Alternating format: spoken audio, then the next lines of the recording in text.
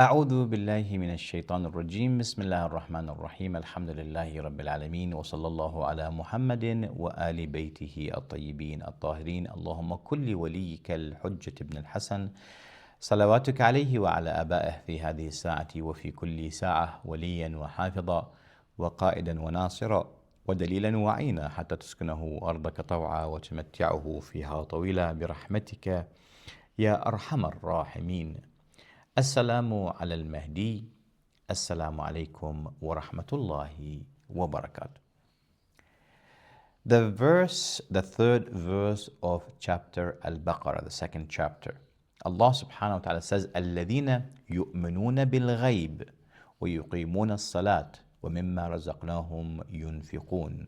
So we said these are the verses that are related to Imam Al-Mahdi alayhi as-salam. Previously, we discussed this briefly. Today, I want to add few more points to what we have said in the previous video. The first point I want to make today is that the most fundamental principle in a divine worldview is to believe that this world is not limited to what you perceive. There's more than what your senses do perceive. And that's why Allah says, الَّذِينَ يُؤْمِنُونَ بِالْغَيْبِ. So faith in the unseen means that you recognize that there are realities beyond your perception, which is Allah subhanahu wa ta'ala, the malaika, or even technically speaking, air or waves or sound waves or Wi-Fi waves. You don't see them. Does that mean you don't believe in them? So the first thing you need to have is that you need to believe that this existence that we're living in is not limited to our perception. The second point, Allah subhanahu wa ta'ala divides the seen and the unseen into two groups, Alimul Ghaybi wa Shahadah. Allah subhanahu wa ta'ala, He has the world of the Ghayb, of the unseen, and the world of witnessing, which is what we're living in at. A believer needs to have both.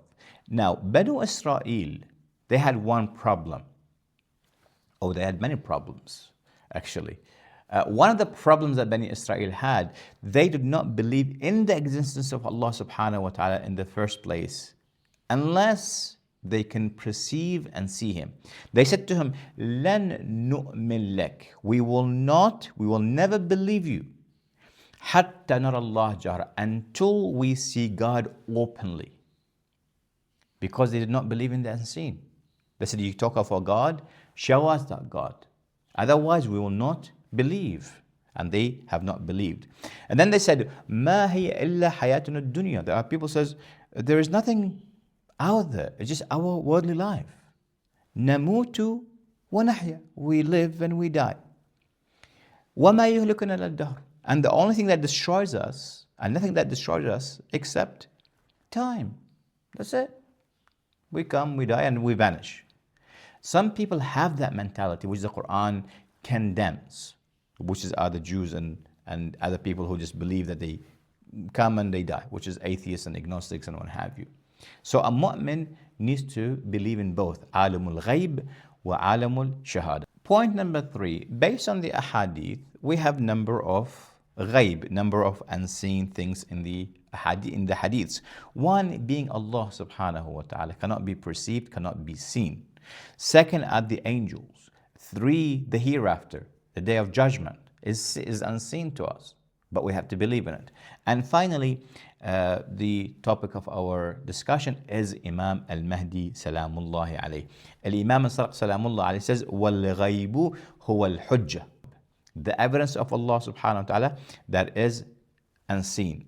Point number 4, when we talk about the Ghaybah, the hidden state of the Imam, which is the unseen in this verse, we know that the Imam has 2 occultations, minor occultation and major occultation. The minor occultation, which lasted about 70 years, and the major occultation still extends until today. Through the minor occultation, the Imam Salamullah alayhi would discuss and communicates things with his followers through his 4 ambassadors in that 70 time frame.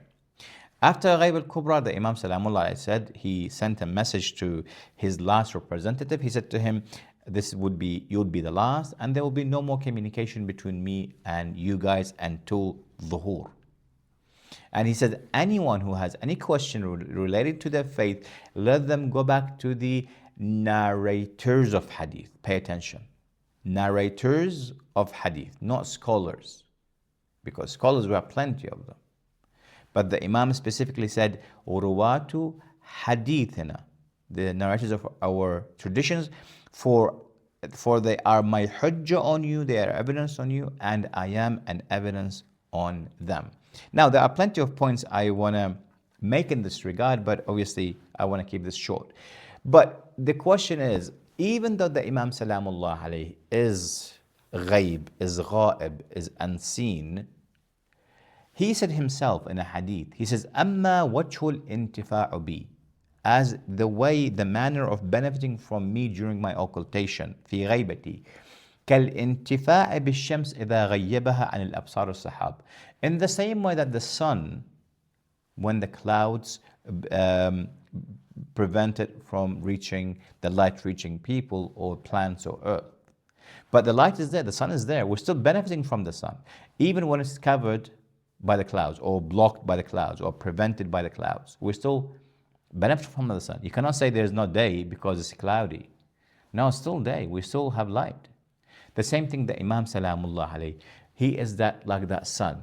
We cannot see the sun because of the clouds, but we can sense him, but we can feel him, but we know he is there.